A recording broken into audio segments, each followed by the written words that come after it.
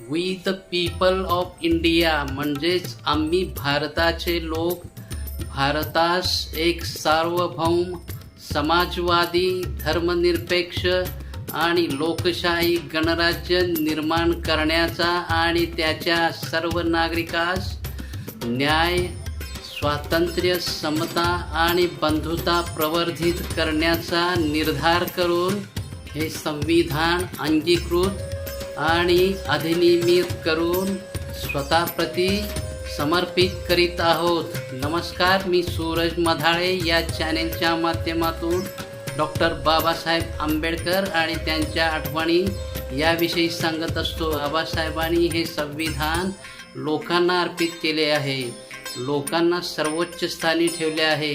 केवढे हे द्रष्टेपण त्यांना माहीत होतं की धर्मांध शक्ती या संविधानाला